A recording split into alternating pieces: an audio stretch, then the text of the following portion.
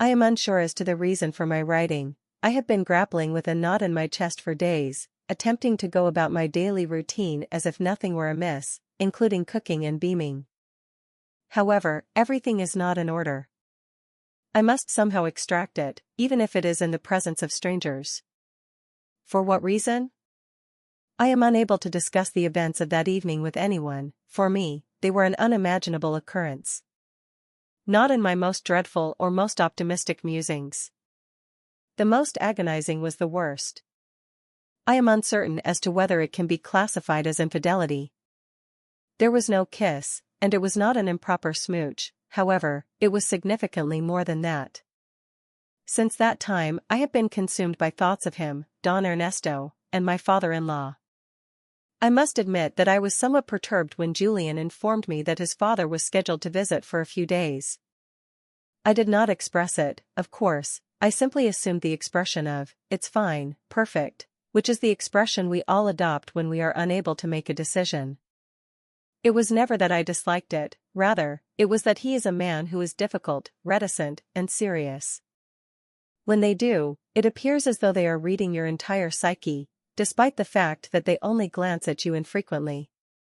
I have consistently perceived him as an alien, distant individual from another era, a member of a group that prefers silence to speech.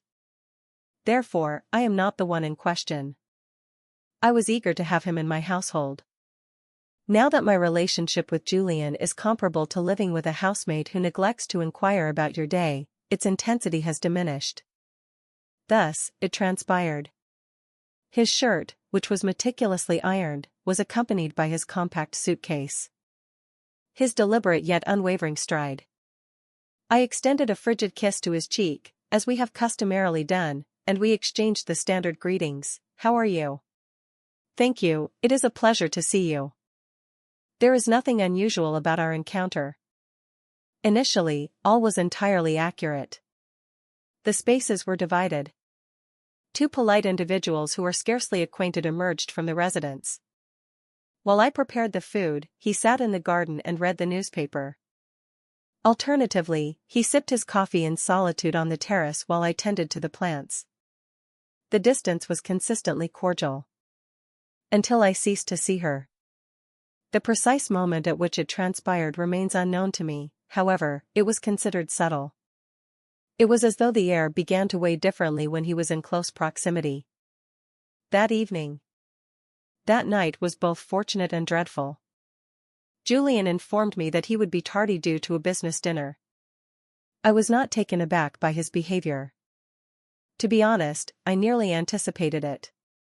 Recently, he has been spending more time in front of his computer than with me. I abruptly realized that I was preparing the table for two. It is solely him and I. While I was preparing the meal, I will not be dishonest.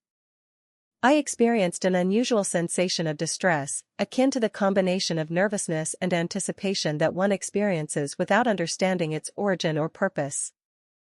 My attempt was to persuade myself that the situation was absurd, that it was merely my father-in-law, and that it was all in my mind. However, there was something. There is something about the manner in which without uttering a word, I gazed out of the kitchen door with those placid, profound eyes. What was the source of my disorganization? The dinner was unusual. I am uncertain as to how to articulate it. Yes, we conversed, however, our conversation was trivial.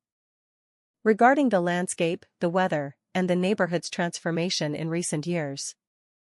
However, it was not our words that were the issue, it was our silence. The duration of each silence increased. I found it increasingly challenging to maintain each gaze without my heart rate increasing.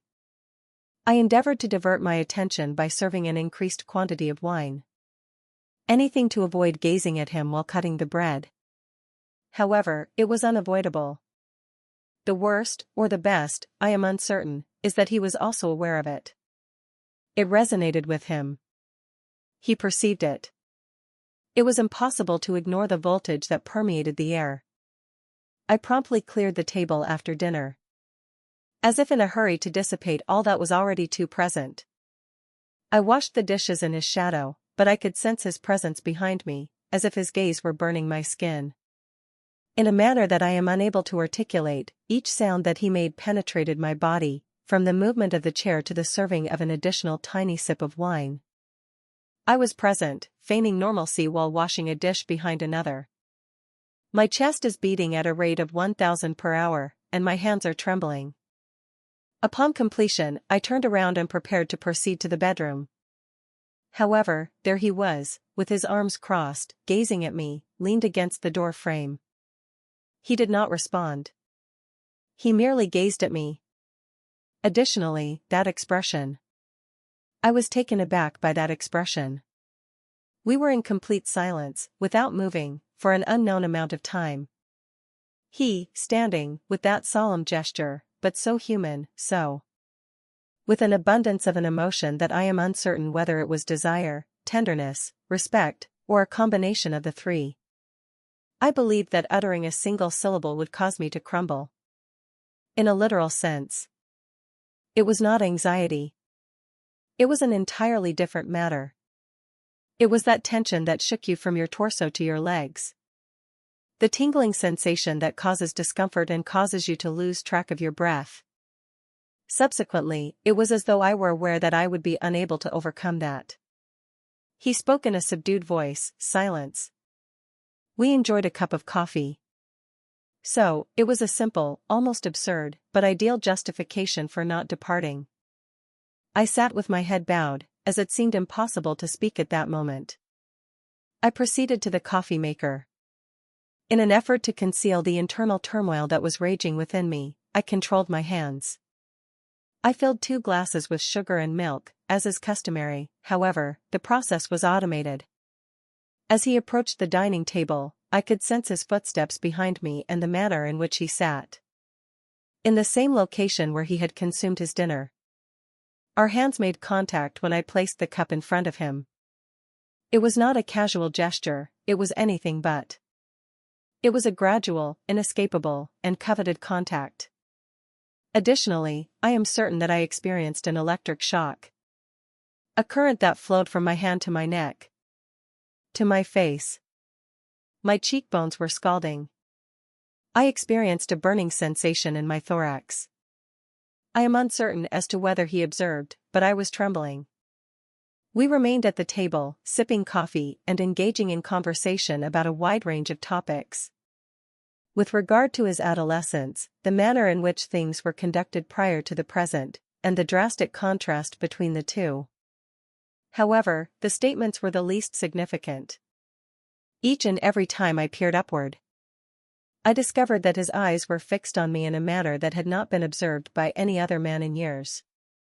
And that was the moment when I came to the realization that struck me like a strike. It had been years since anyone had gazed upon me in that manner. Not my spouse. No one. That combination of admiration, contentment, yearning, and respect. I appeared to be re-emerging. I felt as though my existence was significant and filled with purpose. It was as though, for the first time in a long time, someone truly observed me. Afterward, it transpired. I am unaware of the precise moment or method by which it transpired. He rose from his seat, encircled the table, and positioned himself in front of me. He gazed at me. However, not at the irises. He gazed at my countenance. He examined my wrists. He gazed at me with the intensity of someone who had meticulously recollected every aspect of an object that he was aware he would never be able to touch again. And with a delicate touch that tore me apart, he placed his hand on my cheek. He scarcely touched me. His digits were secure and warm, yet they trembled. He caressed my face as if it were made of glass. As if he were in contact. Something that is sacred, forbidden, and unyielding. I closed my eyes. I was unable to take any other action. I shut my eyes, as I was afraid that gazing at him would cause me to shatter. His thumb gradually penetrated my skin. As the silence enveloped the entire space. I am unaware of the duration of that instant. I am uncertain as to whether it was seconds or minutes. I am aware of nothing else at that time. Not the residence. Not Julian. Not the entire planet. I could only feel his hand on my face and my pulse beating so rapidly that I thought I was going to be able to escape. From my bosom. I am certain that I believed that everything was going to transpire there. That he was going to approach. That he intended to kiss me. The wall that we had both raised by force was about to be breached by him. Yet, this is not the case. He refrained from doing so. His actions were even more devastating and potent. He gazed at me. He was so close that I could feel his breath, and he spoke to me in a subdued voice. Nearly imperceptible. We should refrain from doing so. Additionally, that phrase caused me to be torn in two. Why? Because he was correct. Due to the fact that we should not. However, neither of us made any movement. Rather than retreating, his hand gradually lowered from my cheek to my neck. He halted at that point. It was not a carnal gesture. Not a single physical endeavor was made. It was, and I am unsure of how to articulate it. It was an encounter that was so brutally tender that it caused pain. It was as though I was holding something that I had a profound desire for but was hesitant to acquire. As if I desired to imprint the warmth of my epidermis in my memory. Store it in my possession for eternity. Additionally, I persisted in my current location, unable to depart. Reluctance to perform the task. Due to the fact that. Secondly, I recognized that years had elapsed during which I felt invisible, ignored, and non-existent. And all of a sudden I was present, being observed, being felt, and being significant to someone. Despite the fact that it was momentary. My eyes were full of weeping. Additionally, it was not an expression of sorrow. It was all in one place.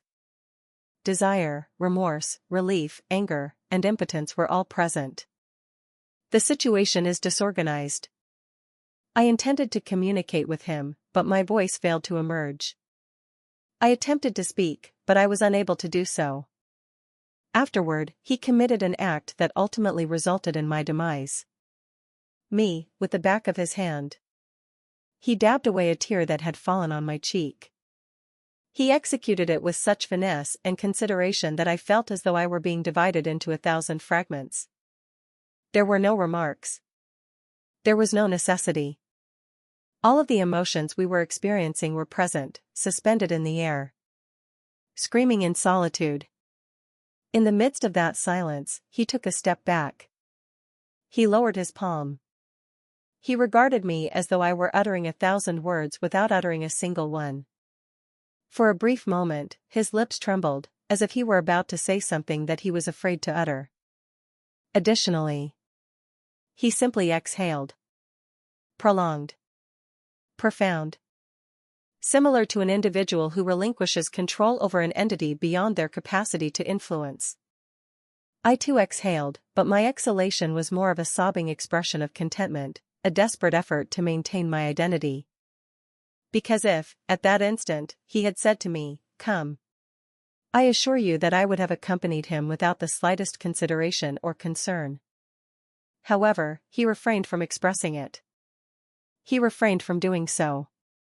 He slowly turned and proceeded toward the living room. He sat down on the sofa and passed his palms over his face, as if he were attempting to remove the tangled skin. He simply felt and then looked at me once more. This period is distinct. This time I was overcome with a unique blend of deep affection, resignation, and sorrow that caused my chest to ache. The source of my stamina to move remains unknown, however, I proceeded to sit on the opposite side of the sofa. Without becoming excessively intimate.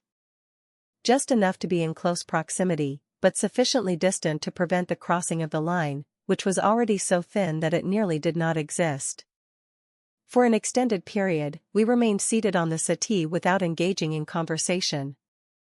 We were merely anticipating the future. As if there were any alternative to crossing one's eyes once more. I intertwined my fingers, gripping and releasing them, as if this were a means of calming the craziness that was within me. My thorax was constricted, and I could feel the pulse in my temples. The hypersensitive skin, as if my entire body had abruptly awoken after years of slumber. I heard him sigh and shift his position on numerous occasions, however, he refrained from conversing. Neither did I. We were both aware that any word could be the one that pushed us to the brink, the one that shattered the little that was still intact. He once leaned forward, resting his forearms on his knees. He then placed his hands on his face. I came to the realization that I was not the only one who was struggling with this. That he was equally as detrimental.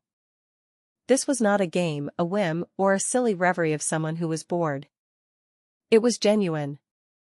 That was the truth. It was so intense and profound that it caused pain.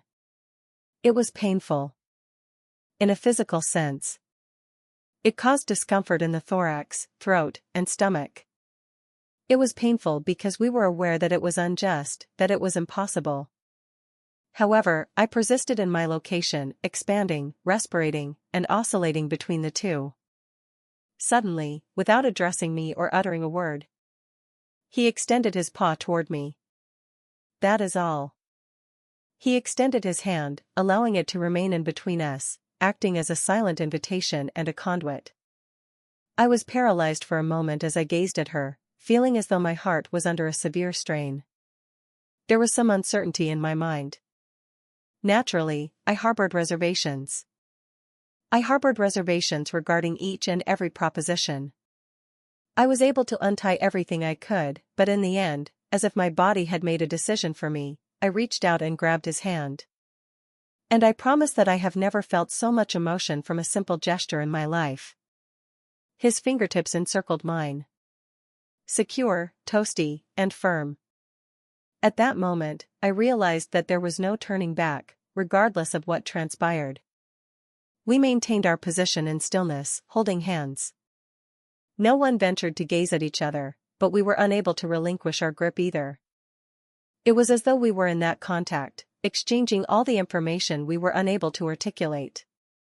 Everything that had been accumulated over the years of indifference, desolation, and loneliness.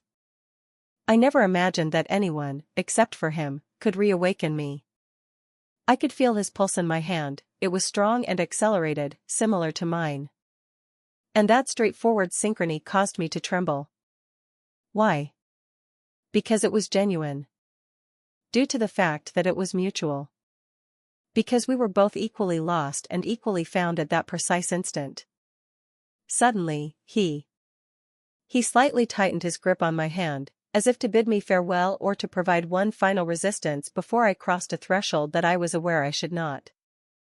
He finally gazed at me, moving slowly, as if it would be a challenge for him to do so. His eyes were radiant, brimming with an emotion that I am uncertain whether it was desire, sorrow, or a combination of the two. I don't know what's happening to us, Mariana, but this is too much, he told me in the most hoarse voice I have ever heard. And I am certain that it was in that location that I experienced a complete breakdown. Due to the fact that it was not solely my responsibility. It was not solely in my mind. It was genuine. It was occurring. It was occurring and was causing us both to be dragged. I refrained from responding to him. I was unable to. I was unable to communicate due to a knot in my throat. As I gazed at him, I squeezed his hand. I was experiencing an absurd combination of emotions, including the desire to weep, scream, kiss him, and flee, all at the same time. My chest was contracting. It was a brutal internal conflict. I felt a part of me say, "Let it go, get away, this is not right." However, there was another, much more robust, more visceral, and more fervently pursuing existence. He shouted at me, "Do not allow him to leave, remain. Please ensure that this does not come to an end." And in that instant, I comprehended the fragility of all things. The ease with which a line can be crossed.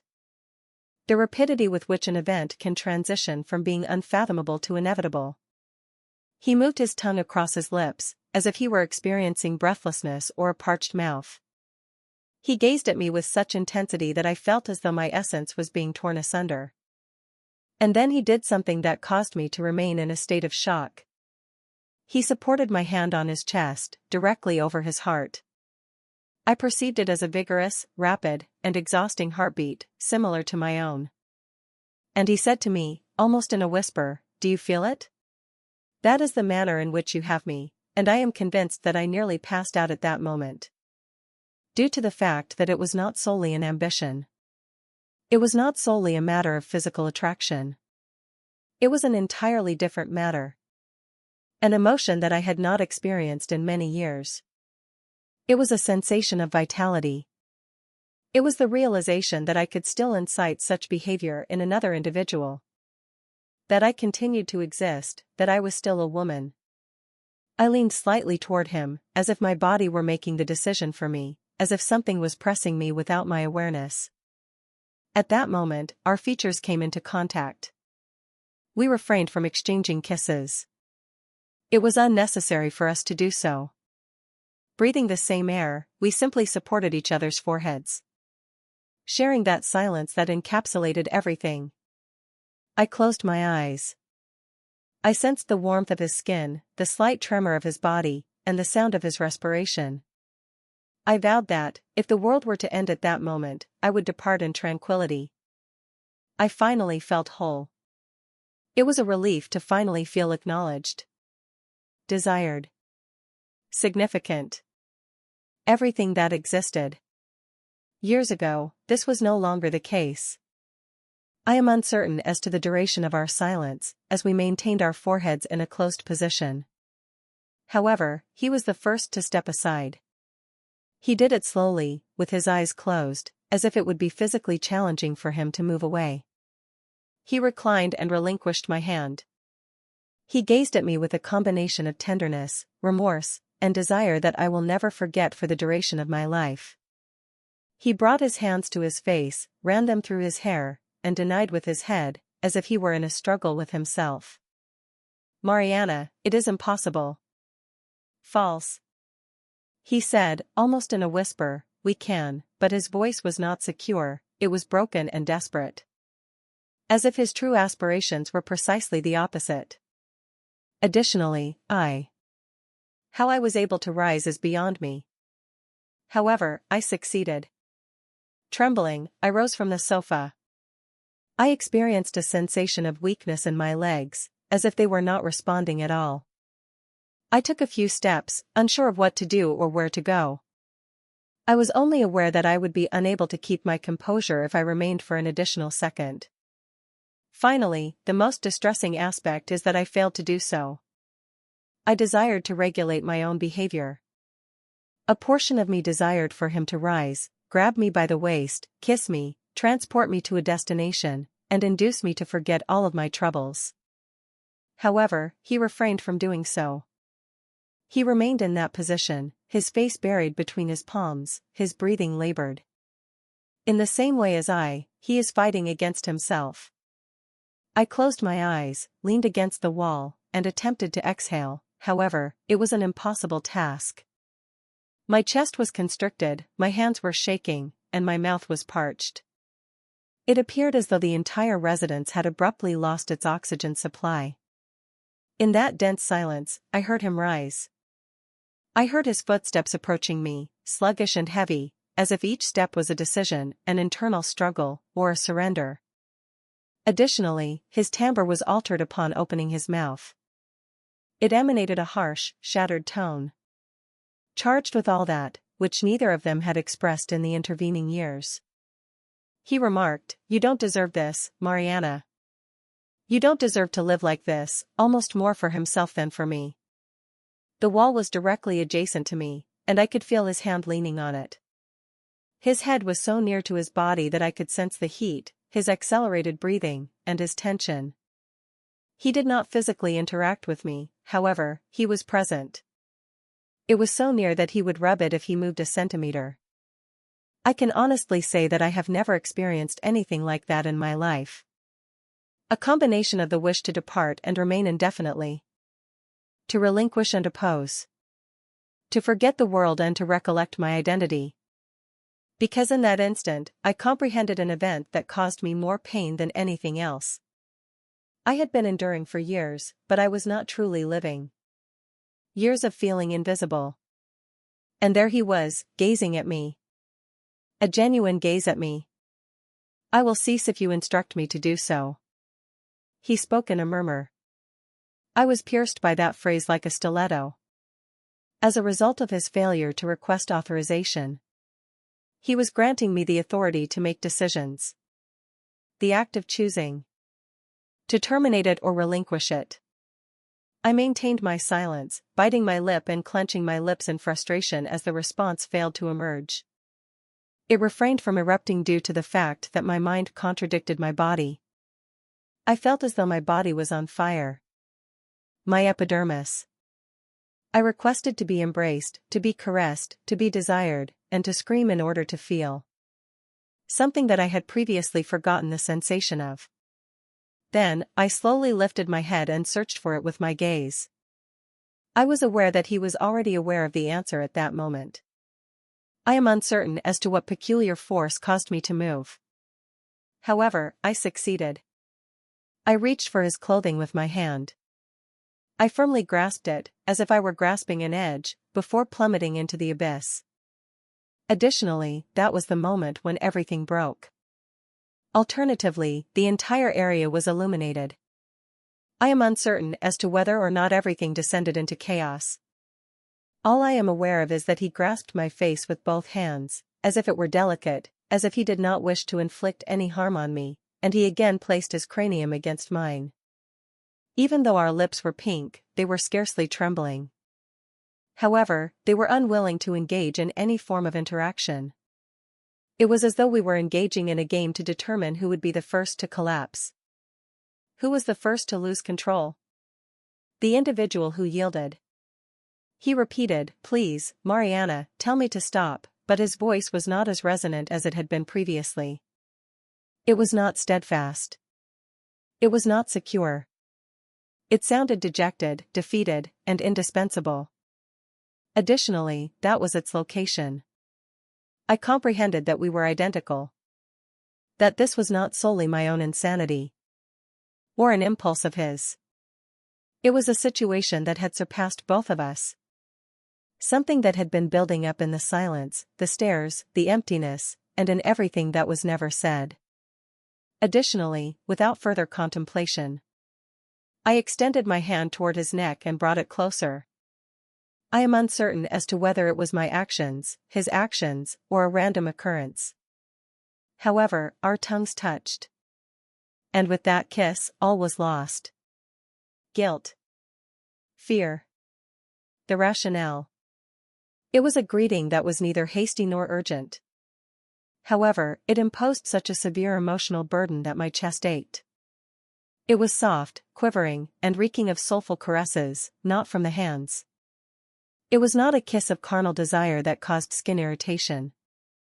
The contact was a source of healing. That individual requested mercy. "Nevertheless, I perceive you, I sense your presence, and I require your assistance." I grasped his neck as his hands cradled my face. It appeared as though he was concerned that you would cause me to break and further compress me. And I vow that I have never felt so alive and so broken at the same time in my life. We only separated a few centimeters. The foreheads remained affixed once more as the oxygen overflowed. I then came to the realization that we were both quivering. He gazed at me. With those eyes, which were brimming with everything that neither of us had ever expressed. He murmured to me with an infinite sadness, "We cannot, we should not." The most distressing aspect is that I was aware of it. I was aware that he was correct. I was aware that this was an unacceptable situation. That was absurd. That was an error. However, all. At the same time, how could something that evoked such a sense of vitality be incorrect? How could it be a mistake to finally feel essential, desired, and seen? I closed my eyes, reclined against his chest, and heard him exhale forcefully. As though it wounded him as much as it did me. His hand extended to my tresses. He gently stroked it with a tenderness that tore me apart.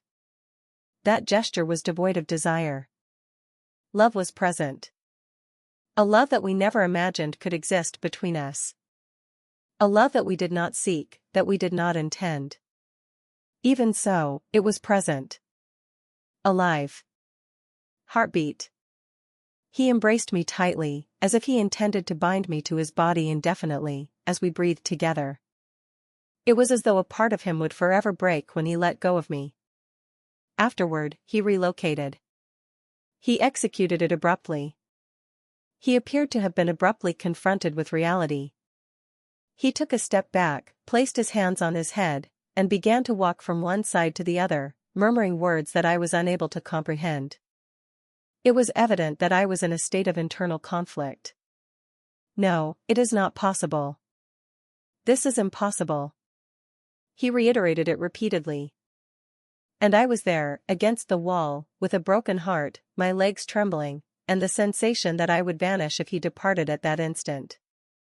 However, I refrained from uttering a word. I refrained from migrating. I merely observed him. With eyes wet with tears that I was unsure of whether they were tears of sorrow, anger, relief, or a combination of all three. He halted in front of me, fixed me with his eyes as if he were pleading for absolution, and delivered a statement that I will never forget for the rest of my life. Indeed, I remain. Mariana, this is not going to cease. And we are unable to. You are aware that we are unable to. His palms, like his voice, trembled. I comprehended that he was in the process of making a decision at that moment. That there would be no turning back if he took one more step. That if he remained, we would have crossed a line beyond which we would be unable to return. I was aware that he was correct, despite the fact that every cell in my body begged him to remain a very tiny, very broken, and very sad part. Something was permanently altered subsequent to that conversation. He commenced to retreat in order to evade. Looking me in the eye, I would like to spend more time in his chamber. I remained in the room, experiencing an emptiness that I had never before experienced. It was as though the silence between us was an abyss that I was unable to traverse. However, I was unable to cease contemplating the events of that evening. In every shared exhalation, in every gesture, and in that kiss that meant so much and yet meant nothing. It was a burden on my chest, a combination of desire and remorse that pursued me wherever I went. I experienced the sensation of having roused an internal force within me that I was unable to suppress. Something that caused me to reevaluate my possessions and my convictions regarding their safety. It was frightening, and it hurt. However, it also brought me to life for the first time in years. The most distressing aspect was that I was uncertain about how to inform Julian of the situation. I am unable to even articulate the situation to myself. There were no words to describe that. I was only aware that Mr. Ernesto had become that spiteful reminder of the emotions I had ceased to experience in my own marriage. The days that followed were a source of immense suffering. Completely silent. Mr. Ernesto and I both refrained from gazing at each other. It was as though I was unwilling to acknowledge that there was an element between us that no one could identify without causing irreparable damage. However, the missive he left on the table that morning was the most distressing. Despite my repeated readings, I was unable to identify a single reason to either forgive or despise him. Rather, I encountered phrases that were replete with admiration. A departure and love that were more painful than any reproach. His departure was akin to tearing a piece of my spirit that I was unaware I possessed. The residence was more desolate than it had ever been after he departed. Julian was still ensnared in his world, and I was still wandering through the recesses of the house with an invisible burden on my heart. Occasionally, I was taken aback by the phone. I desired to contact Mr. Ernesto to inform him that I required his assistance, that the events that transpired were not an error, and that we may have been able to achieve happiness in a different existence. However, those orders were never executed. And silence became my sole refuge. I now understand that. I was permanently altered by that experience. Not due to the events that transpired, but rather due to the awakening that occurred within me. I discovered that not all infidelities are physical, rather, they occur in the mind and spirit, and they are the most painful. Because they cause pain without any relief, explanation, or return. And although Mr. Ernesto is no longer present, the part of me that he felt alive again remains, with the hope that one day, he will be able to find a way to be happy without fear or remorse, despite the events that have transpired. I came to the realization that I was ensnared in a cage that I had constructed myself. Julian and I were akin to two strangers who were occupying the same space. I was left feeling parched as a result of that distance. Mr. Ernesto's sudden appearance was akin to an unexpected gust of wind that uprooted everything I believed to be secure. While his departure was distressing, it also left a vacancy that required filling with something more genuine. The routine returned to its proper place after a few weeks, but I was no longer the same. I experienced the sensation that every time I gazed at Julian, we were separated by an invisible barrier, a wall of silences and memories that neither of us knew how to breach.